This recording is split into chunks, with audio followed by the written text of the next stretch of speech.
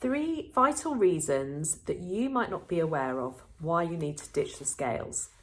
I work with many people who really struggle with emotional eating, binge eating, yo-yo dieting, or other disordered eating behaviours or even eating disorders. And one of the things that can really help to exacerbate their eating behaviours and their thought processes and patterns is weighing themselves, and it can become very obsessive. Many of my clients, when they start working with me, might be weighing themselves multiple times a day, certainly daily or weekly, and it really is very unhelpful. But there are a number of reasons why this is unhelpful, and I'm going to go through some of them with you now. You might be quite surprised about some of them. Now, certainly if you are weighing yourself and you have obsessive thoughts constantly in your mind, 24/7 thoughts about your weight, then weighing yourself is just going to keep that going. It's going to maintain that unhelpful thinking. And you will be likely to be doing this regularly. And every time you step on the scales, it is, you never know how that's going to affect you. And what I've found is that this can really exacerbate thoughts about your body particularly. And I know that for many of my clients who experience what I call bad body days, which is where they have really bad body image days, where from one day they suddenly feel like they're so much bigger in their body, they feel uncomfortable, and they feel so much worse in their body than other days, when in reality, they're not going to appear any different. But often that is triggered by stepping on the scales. And if your scales have gone up by £1, for example, then that would have triggered this. And that often those thoughts around your body, feeling not comfortable in your body or not good in your body, will lead to more eating behaviours, perhaps going into a binge, or restrictive behaviours that might lead to a binge, or certainly that cause other problems. So that's one thing that the scales can lead to, jumping on the scales again. But also they really dictate how you should be feeling that day. So it can dictate, obviously, if you lose £1, you could feel euphoric, it could feel amazing, suddenly you feel wonderful in yourself. So you're very much dictated by the scales on how you feel in your life.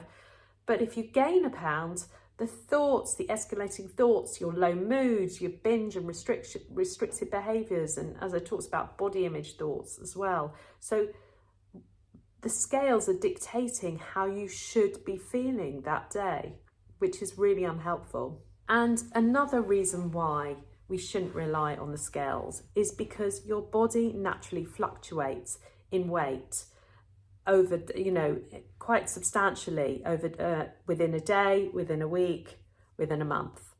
There's a 2017 research study which found that individuals, adults, who are not attempting to lose or gain weight, actually gained up to, or fluctuated, gained and lost up to 4.4 pounds over a few days.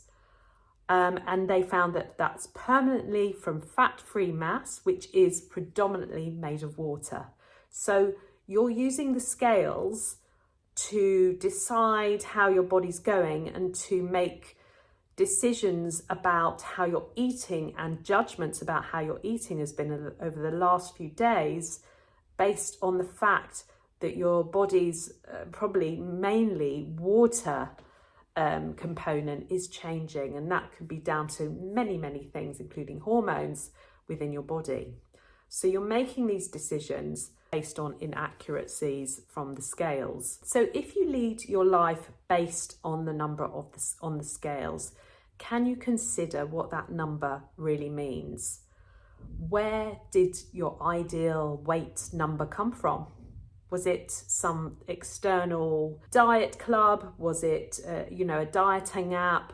Was it that you were a certain weight many years ago and you want to get back to that weight? Just think about, where did that number actually come from?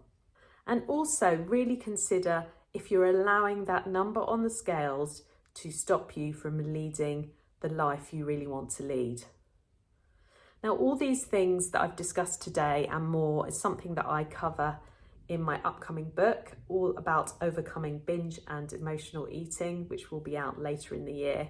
I would love to hear from you. Is weighing yourself something that you've found has become challenging, has created obsessive thoughts, or perhaps you yourself have managed to ditch the scales recently, and I'd love to hear if you've found that liberating and has helped you on your journey.